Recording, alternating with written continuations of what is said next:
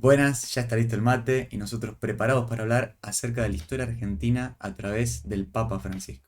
Bueno, la noticia de estos días, o por lo menos cuando fue hecho este video, Ujú, es la muerte del Papa Francisco y lo que teníamos pensado hacer es analizar un poco la figura del Papa Francisco desde su punto de vista de cuál es la ideología de Francisco ujú.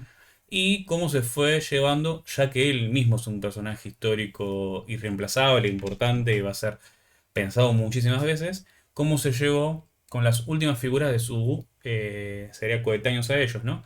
Estamos pensando en Néstor Kirchner, Cristina, Macri, Alberto Fernández y Milei. Exacto. Pero antes de eso vamos a arrancar con su formación política y un poco con las cuestiones que lo formaron Ujú. políticamente. Pablo les va Así a que, mostrar. si querés, ya podemos ir arrancando con el primer video, ¿no? Dale, adelante Pablo. Bueno, voy a entrar en algo relacionado, que es el peronismo. Son 4 preguntas sobre peronismo. La primera, se le atribuye a usted ser un papa peronista. ¿Usted se autopercibe como peronista? Cuando me hace esa pregunta, le hago una confidencia. Diga. Me la hace en un tono tal, como si me preguntaran, dígame una cosa, Usted es una mala persona. ¿usted fue leproso y se curó? Porque una lepra. Le cuento un poco más. Pero no es mi intención, ¿eh? No, ya lo sé, pero les digo lo que yo vivo, ¿no? Como diciendo, oh, cuidado. Mi familia, 4 abuelos, de los cuales 3 italianos y uno argentino, hijo de genoveses.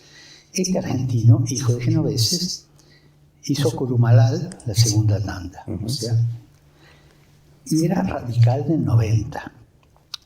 Era un carpintero, esas casas viejas, Quintino Bocayuva 556, casa de 2 patios y fondo. Allá en el fondo, donde estaba el gallinero, estaba el taller de él.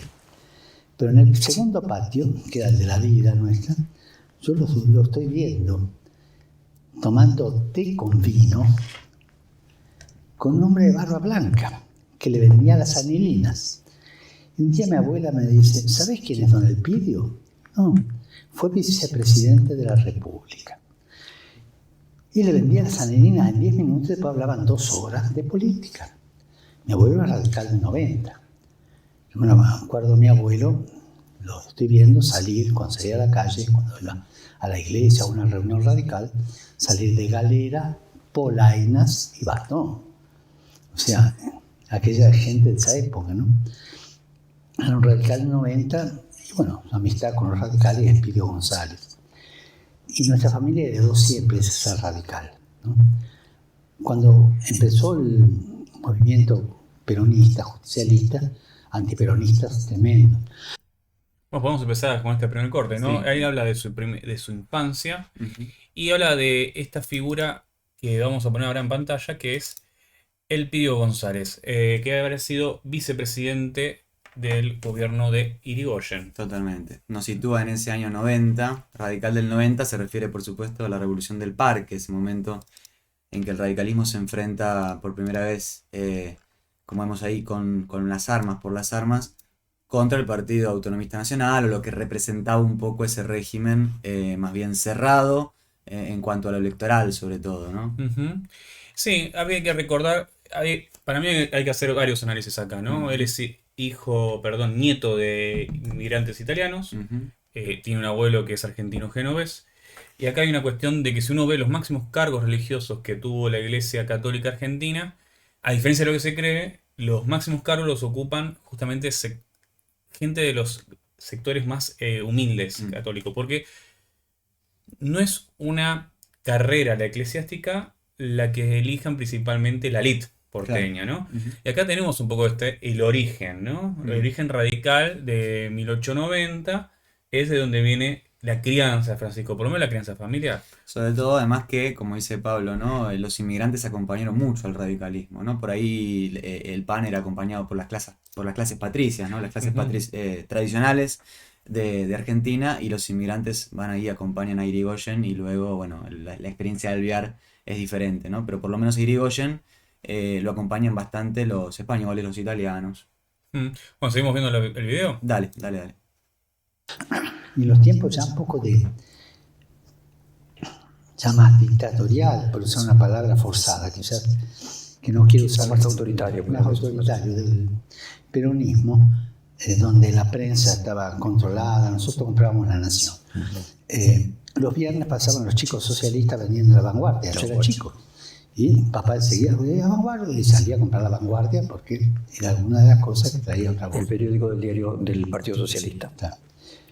En el 45 yo me acuerdo lo que fue Plaza Francia. Aquel acto donde fue desde la Regina Pacini de Alvear hasta Américo Giordi, hasta el socialismo más moderado, ¿no? No fue el marxismo revolucionario de Rubén Ciscaro, es curioso, no fue. Pero los demás estaban todos ahí. Eso me lo acuerdo, yo tenía 9 años. La casa fue como ir a peregrinación a Luján, ir ahí, era sagrado, fuimos porque había que salvar la democracia. O sea, yo vengo de esa familia.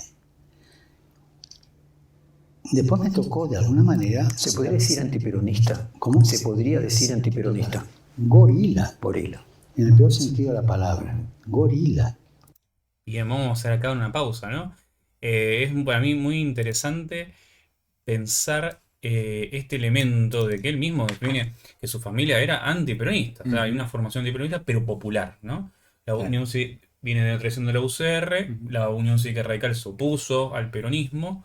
Y en los años más autoritarios, él dice la palabra dictatorial, pero creo que fue Fontevecchia que lo corrige un poco diciendo autoritario, ¿no? Porque al fin y al cabo el gobierno de Perón no es una dictadura, sí podría definirse como un régimen autoritario. Esa palabra que lo utiliza probablemente viene de ese resabio, de esa familia que se refería a eso como una dictadura, probablemente. Probablemente, sí. Y acá dice, bueno, estaba de la izquierda a la derecha, ¿no? Y dice, bueno, menciona a Scholli, menciona a los socialistas, deja afuera a un sector del marxismo más revolucionario, pero dice, bueno, estamos todos ahí, y dice la palabra gorila. ¿Qué es un gorila? Y un gorila es el opuesto a Perón, ¿no? El que no forma parte de la nación argentina según el peronismo, ¿no? Esas son las definiciones que en el momento más autoritario del peronismo empiezan a establecerse entre el que es peronista y el que no lo es, ¿no?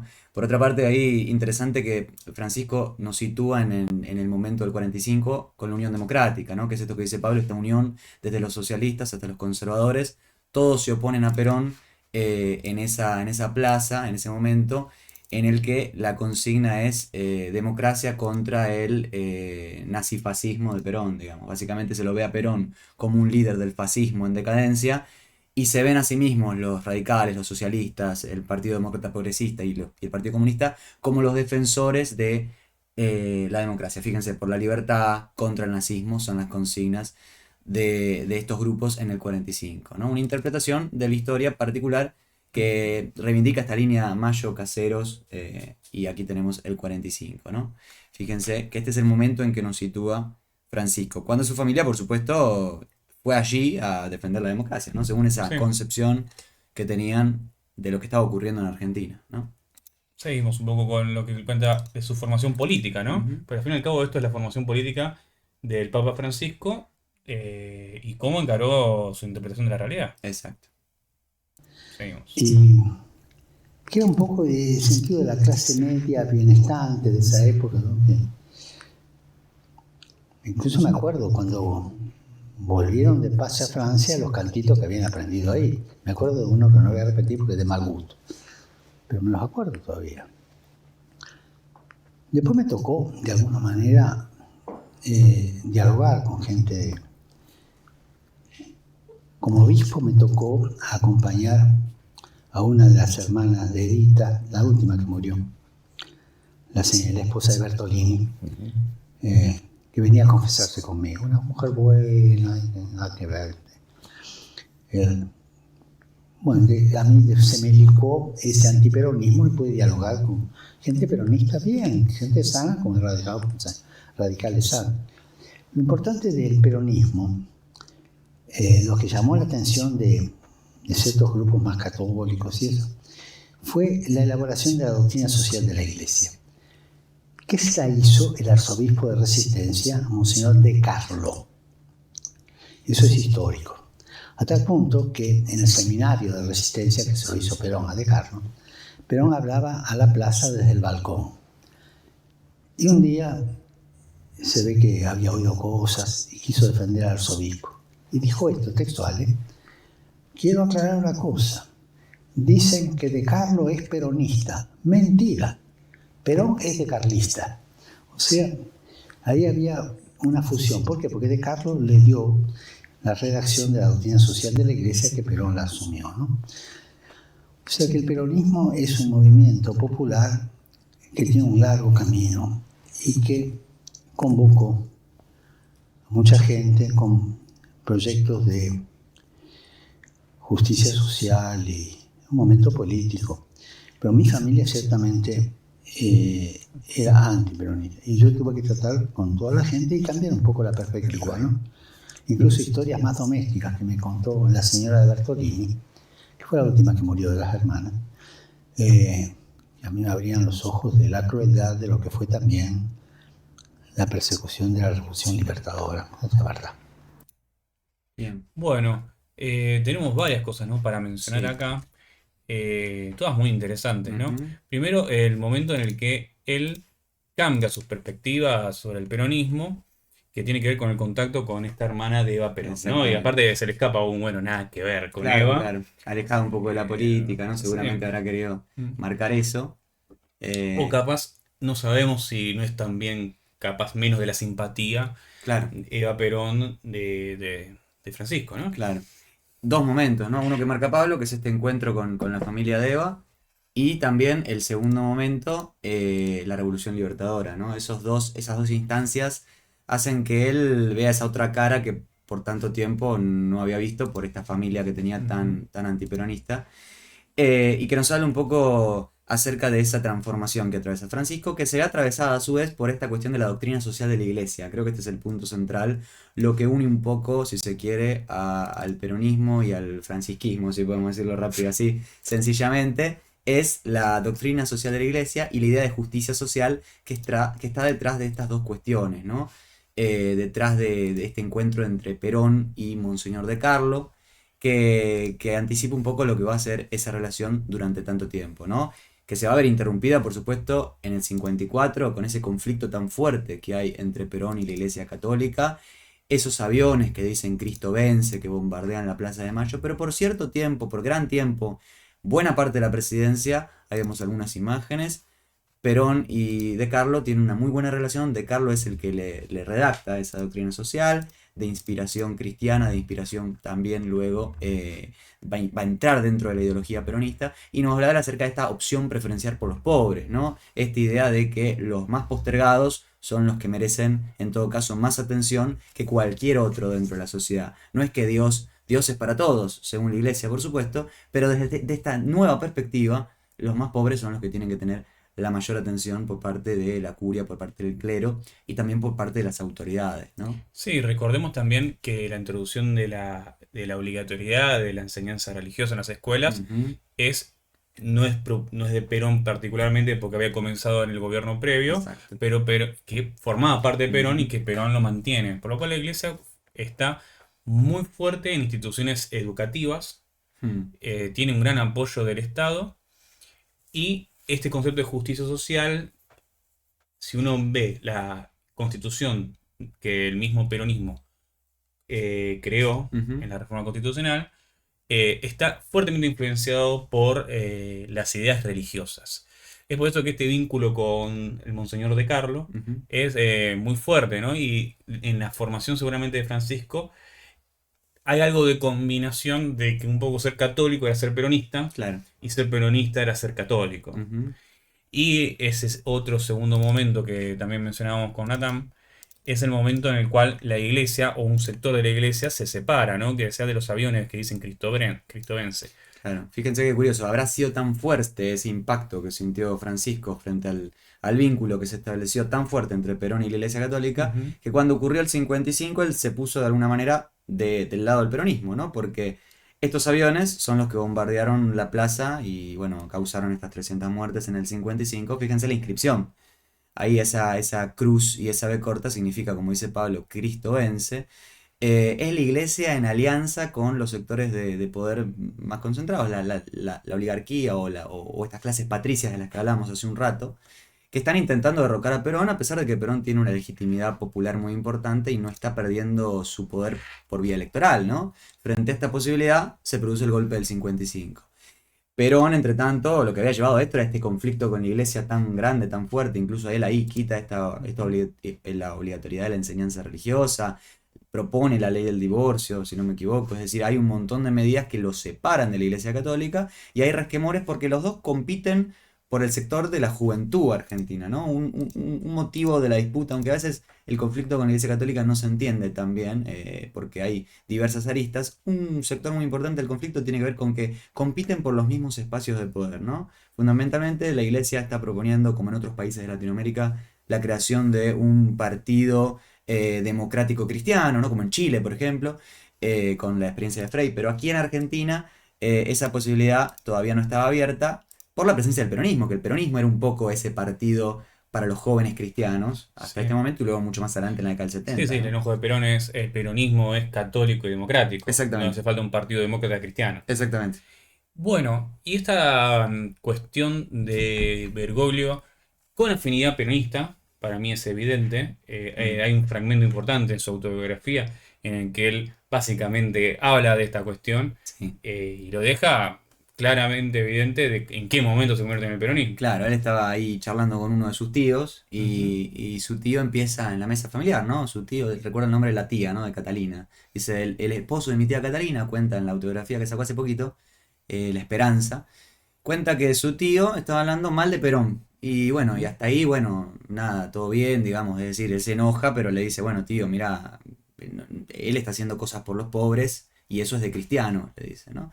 Y el tío insiste, y incluso habla también mal de Eva, ¿no? Y entonces ahí él le dice, la señora también está haciendo cosas por los pobres y eso también es de cristiano. ¿Qué estás haciendo vos, tío? Lo trata de usted, además, vieron esto muy, Sí, muy de de época. época, ¿no? Usted, tío, ¿qué hace por los pobres, ¿no? Le dice. Y entonces llega el momento en que se cansa Francisco y dice, es la única vez que me enojé tanto, agarrá un sifón de soda y le echo un sifonazo en la cara al tío, ¿no?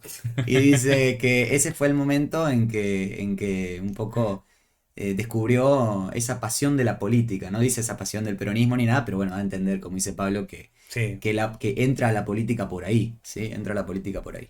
Bueno, vemos un video ya ahora más reciente Dale. de su carrera política que tiene que ver con Bergoglio y ya ha hecho una figura política importante, Dale. por lo menos dentro de la iglesia, ¿no? Ujú. Cuando digo política es visible, o sea, es una figura importante. Y si bien era joven, tiene responsabilidades ya, Sí. ¿sí? Es lo que quiero plantear. Entonces, es muy conocido que se habló, apenas asumió como papa, su rol con la dictadura militar. Ujú. Se habló muchísimo.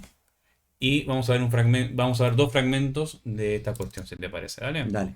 Citado por la desaparición de dos sacerdotes jesuitas durante la última dictadura, quienes le habrían quitado protección y que tienen que ver con crímenes cometidos durante la dictadura, en la Escuela de Mecánica de la Armada se presentó a declarar ante la justicia Monseñor Jorge Bergoglio. Es un don. Jorge Bergoglio declaró como testigo y por primera vez en una causa que investiga delitos de lesa humanidad cometidos durante la dictadura. Para los abogados querellantes que pidieron la presentación del arzobispo de Buenos Aires ante el Tribunal Oral Federal número 5, que sigue la mega causa ESMA, el cardenal primado de la Argentina mintió. Sí, nos mintió. Sí, nos mintió. No tengo ninguna duda. Cuando alguien es reticente, está mintiendo. Es decir, está diciendo parte de la verdad. O sea, está diciendo algo que es mentira también. Esa fue la sensación constantemente. Nunca tenía nombre y apellido las cosas que hacía. Nunca había constancia escrita de lo que él hacía. No pudo justificar las razones por las cuales esos dos sacerdotes habían quedado en un desamparo y expuestos por un discurso de acusaciones de que eran subversivos, cuando eso, en el 76, era ser blanco de la represión dictatorial. El nombre de Bergoglio fue mencionado por una catequista sobreviviente de la ESMA que involucró al cardenal cuando se desempeñaba como principal de la Compañía de Jesús en el secuestro de los sacerdotes jesuitas Orlando Llorio y Francisco Yalic el 20 de mayo de 1976, imputación que fue rechazada por el arzobispo. Le preguntamos en un largo interrogatorio si como mínimo había acompañado a estos sacerdotes Jalix y Llorio cuando ellos declararon en el juicio a las juntas. Uno lo hizo personalmente aquí en Buenos Aires, dijo que no. También se le preguntó si había leído las declaraciones de estos sacerdotes y también contestó que no.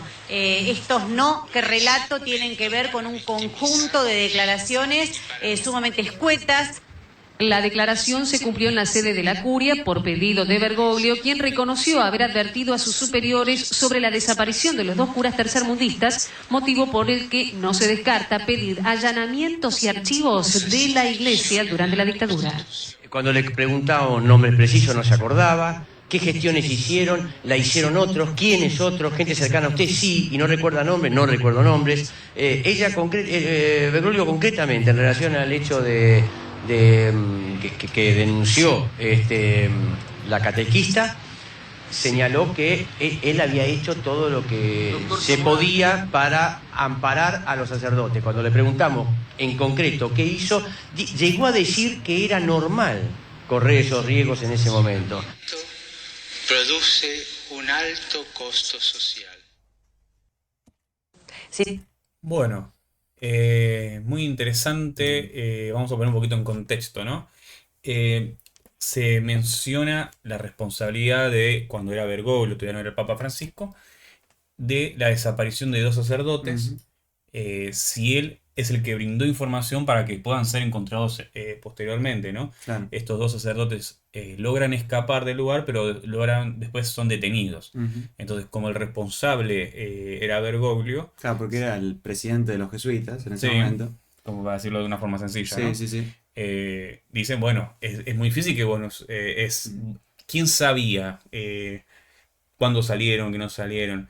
Por supuesto, y acá la denuncia que hacen los 12 abogados querellantes, que son Miriam Bregman Y Zamora. y Zamora, dio muy pocos nombres cuando fue a testificar, y aparte, Bergoglio fue interrogado en una sede eclesiástica, no quiso ir a tribunales. Claro.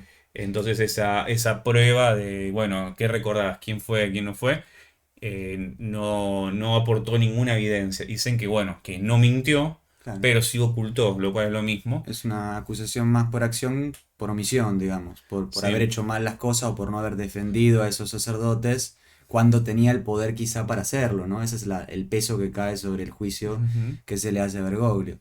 Es muy interesante porque él en algunos momentos de su vida va a retomar esta época, va a hacer algunas declaraciones escasas. La última, la más reciente, que se acaba de publicar porque son unos audios que él pidió que no se revelaran hasta que falleciera, con un periodista de TN, ¿no?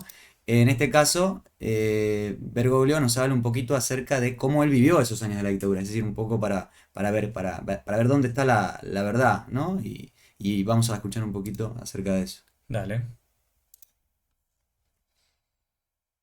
Perdón. El tiempo, en el momento me Un poquito ayudó. para atrás.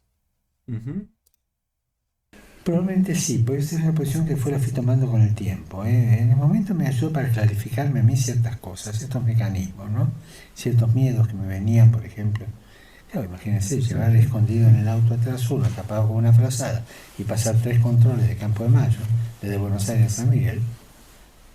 Por supuesto. La atención era difícil, ¿no?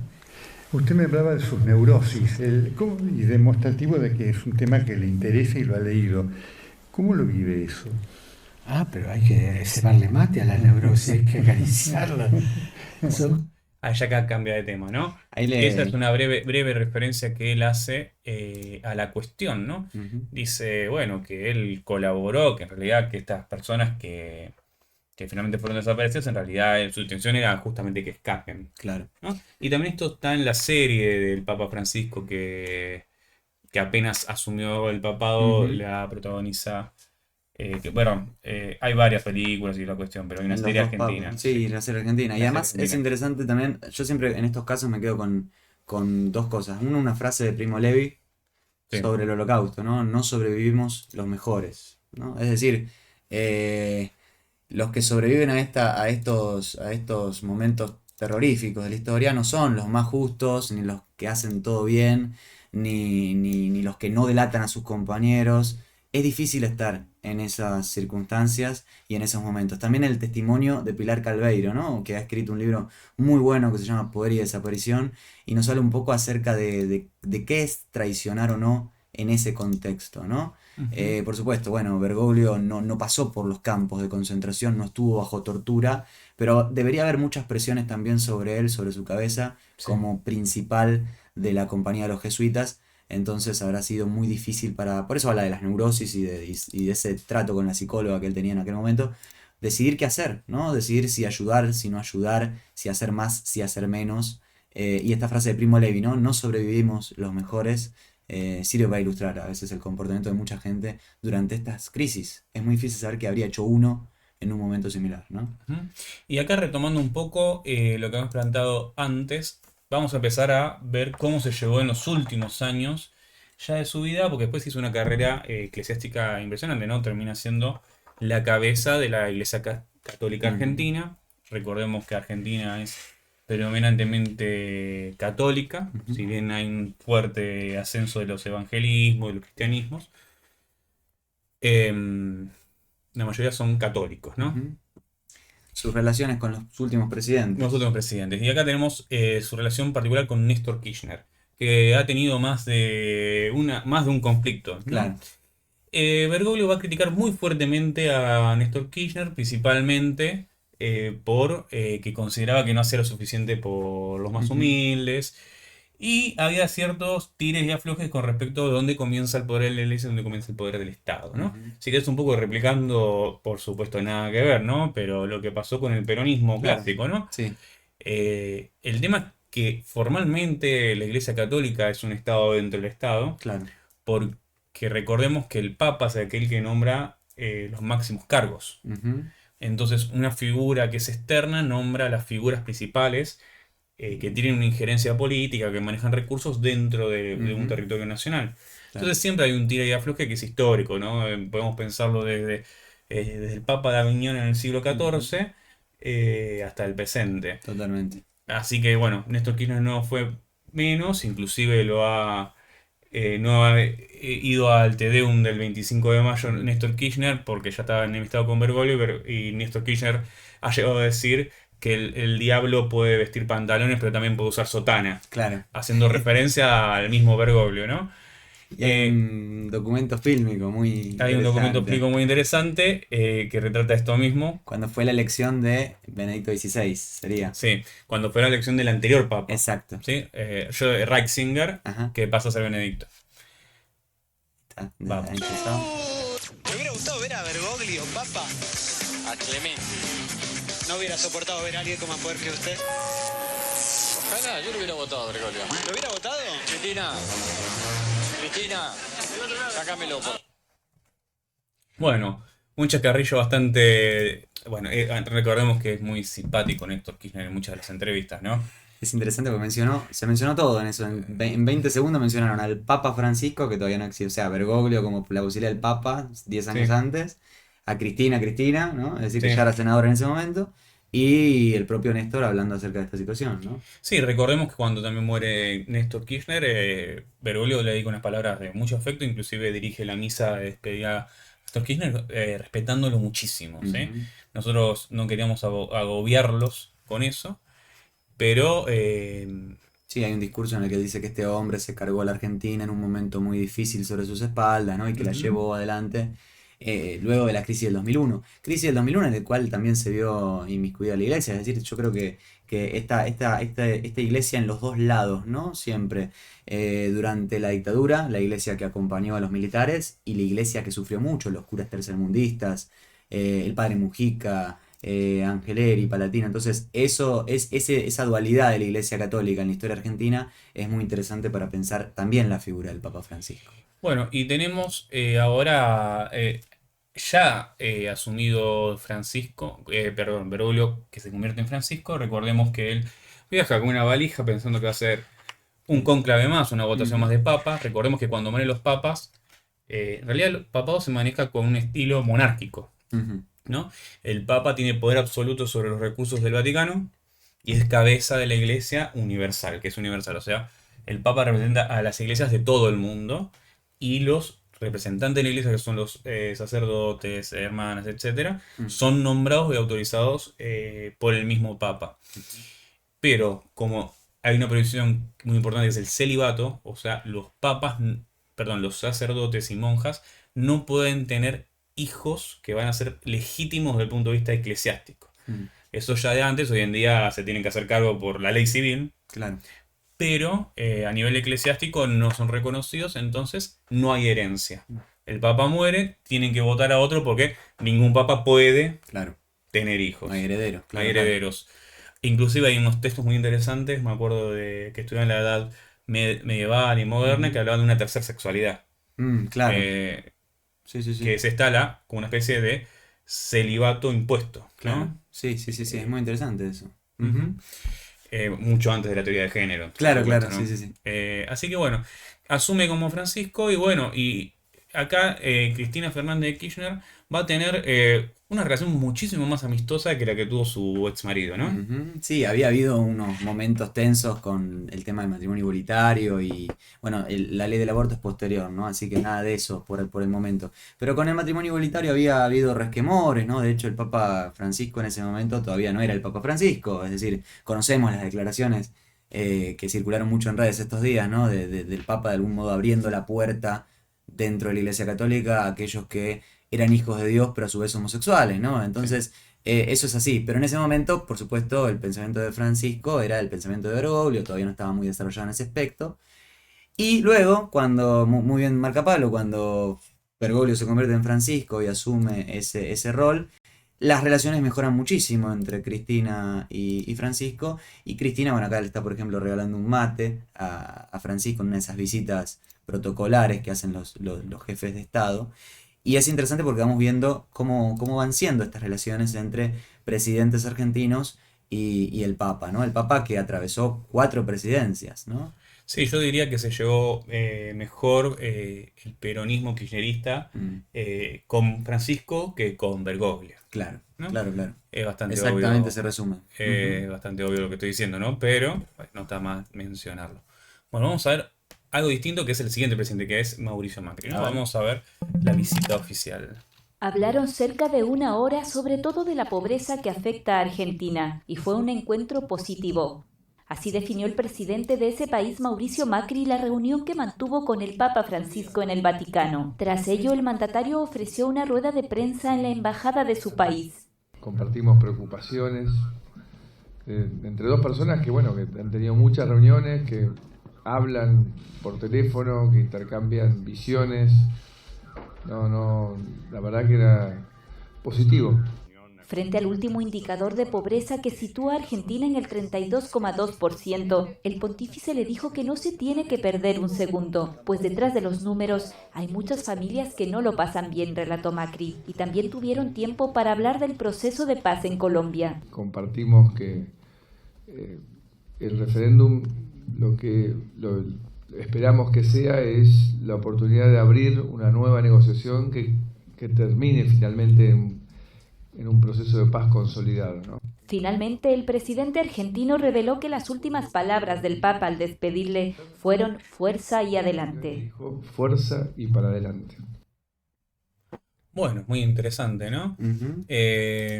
Probablemente sea más bien una visita de estas críticas. Sí, se habló mucho después de esa visita acerca de las fotografías que quedaron, ¿no? Cómo los medios reflejaron en relación a lo que habían sido las varias visitas que había tenido Cristina. Luego hubo algunas fotos un poco más gélidas, unos gestos más gélidos de Francisco en esas fotos oficiales. Era un poco de hacer esto Francisco quizás en la parte visual, ¿no? Esas fotos, recuerdo unas fotos con Trump similares en las que se lo ve también un poco serio, ¿no? Y más apartado, distante. Fíjense esta fotografía, la distancia que hay entre ambos, ¿no? Y este recuerdo que le pide que se acuerde de los pobres, ¿no? Un poco también lo que marca el pontificado de Francisco, él lo dice, es este mensaje que le da un cardenal amigo de él, le dice acordate de los pobres. Fíjense, el mismo consejo se lo da a Macri en ese momento en que había aumentado la pobreza, ¿no? Es interesante pensarlo de esa manera. Sí, lo mismo va a ocurrir con el siguiente presidente, que es Alberto Fernández. Exacto. En el que Francisco también tuvo visita de Alberto Fernández y una visita después posterior de Fabiola, que era en ese momento primera dama, y fue bastante crítica. Y una carta, ¿no? Y También una de carta, Francisco. una carta de Francisco en donde dice, bueno, tenés que empezar a hacer medidas para acordarte, no me acuerdo si la palabra dice De los descartados. Y soluciones rápidas, ¿no? Soluciones adecuadas y rápidas. Sí. Sí, por un nivel de pobreza galopantes, ¿no? Que empiezan a subir con el gobierno de Macri, ya empezado a ver, la economía argentina ya había empezado a mostrar sus símbolos de debilidad en los últimos años de Cristina.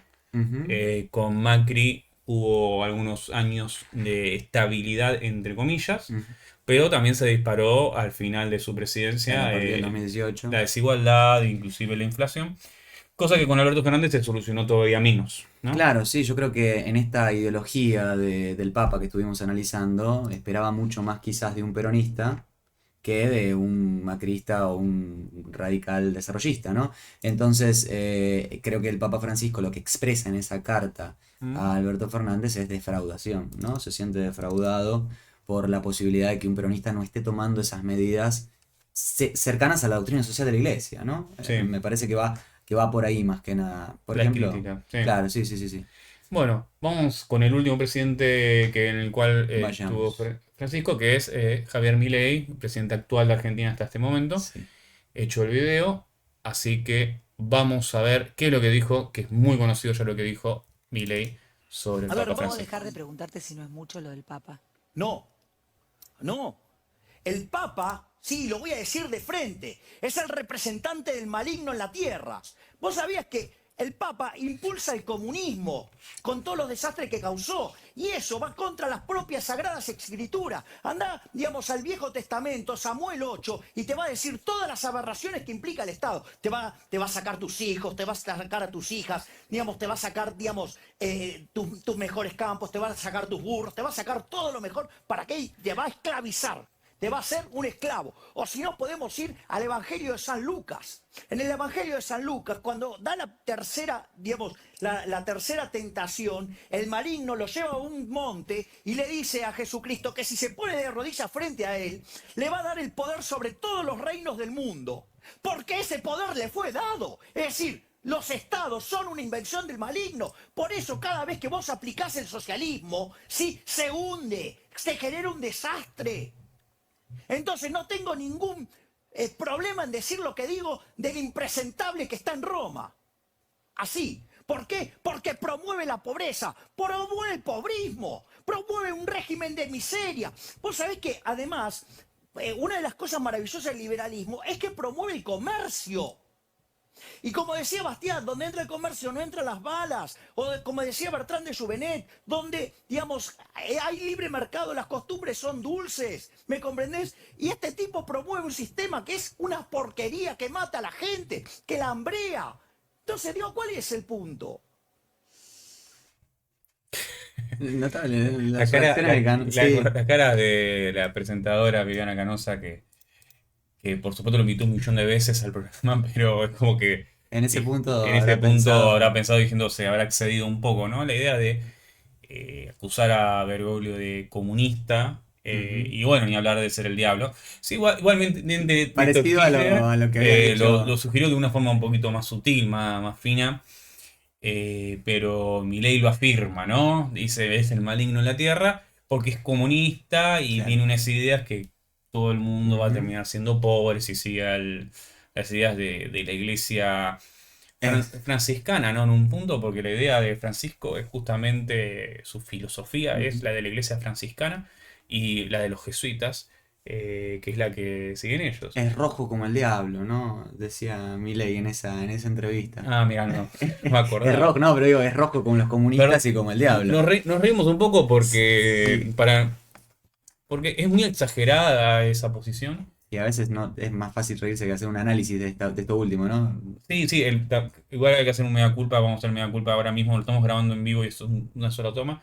Claro. Por reírnos, no lo sí. hemos debatido en serio en su momento. Claro, no, es verdad, totalmente. Y además, bueno, debe ser uno de los momentos menos lúcidos del presidente, en ese momento el candidato, ¿no? Porque, bueno, en otros fragmentos yo creo que que se puede tener un debate interesante con las ideas del liberalismo, sobre todo no tanto de Milei, pero aquí hasta se lo ve rojo, se lo ve hinchado, ¿no? Es un momento bizarro de la carrera política de Milei, Sí. cuando él dice que el Papa es el maligno en la tierra, ¿no? Sí, Otros sí, momentos los que hemos analizado en el canal. Que tuvo que pedir disculpas Sí, sí. en el debate presidencial Totalmente. de lo que le dijo al Papa, porque inclusive en la carta de despedida, ¿no? Sí. Que se podría decir, todos los mandatarios, muchos mandatarios del mundo, mejor dicho, no sé si todos, Israel borró el suyo, han despedido a esta figura que es una de las figuras claramente más importantes para la historia de la Iglesia Católica. Voy a correr por acá un poquito. Y esta que va a mostrar Pablo es la despedida de Milei. La despedida de Milei, Fíjense ¿no? que además es particular, reconociendo también esto que marcamos nosotros. Hasta el propio Milei tuvo que reconocer lo que decía Pablo, ¿no? Que ahí se excedió y dijo cualquier cosa. Pero fíjense, llama la atención. Lo que se tiene que leer en Trina dice, bueno, con un profundo dolor me entero esta triste mañana de la muerte de Francisco. ¿No? Vamos a...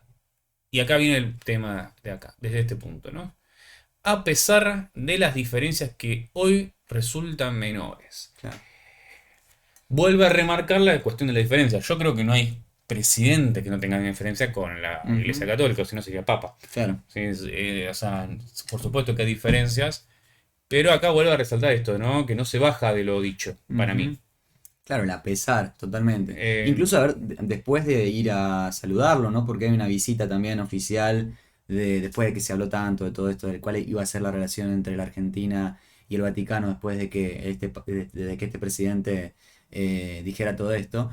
Milei va y visita al Papa en el Vaticano, y hay un abrazo también, hay un abrazo con Karina Milei, con la Secretaría de Estado. Entonces resulta muy interesante que es como un furcio, ¿no? A pesar de diferencias que hoy resultan menores. Es decir, entonces él reafirma todo lo que estaba diciendo en aquel momento, ¿no? Sí, es curioso. Es curioso, por lo menos igualmente no hay mucho más para hablar.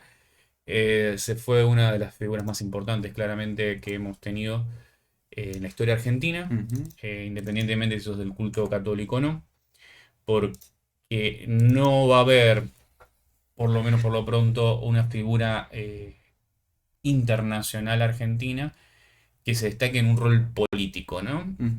Uno dice, bueno, los deportistas, estamos hablando de estas grandes figuras como Maradona, Messi, capaz la trascendencia a nivel internacional de Eva Perón, que es muy reconocida internacionalmente.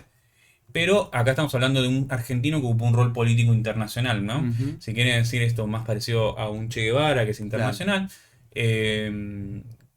Pero bueno, el tiempo dirá qué lugar ocupará Francisco en la historia de la Iglesia Católica, una de las iglesias más importantes claramente del mundo, por otra historia que haremos en otro momento. Claro, eso es un video aparte, ¿no? Como también... Porque el mundo, gran parte de América Latina y del mundo es católico, ¿no? Exactamente, y cómo también el Papa llega a esta iglesia en crisis, ¿no? Tiene un poco su pontificado esta cuestión del piloto de tormentas, que es algo bien argentino, ¿no? Llega en un momento de crisis total para la iglesia y gobierna 12, 13 años, reformando muchas cosas y salvando un poco también a la iglesia de esa crisis, atrayendo a los jóvenes, atrayendo a sectores no cristianos, ¿no? Esta llegada que tiene el Papa a las personas que no son cristianas también es muy interesante y podemos hablarlo en otro video que sería más historia eclesiástica, historia de la iglesia, historia de las religiones. En este video queríamos hablar acerca de la historia argentina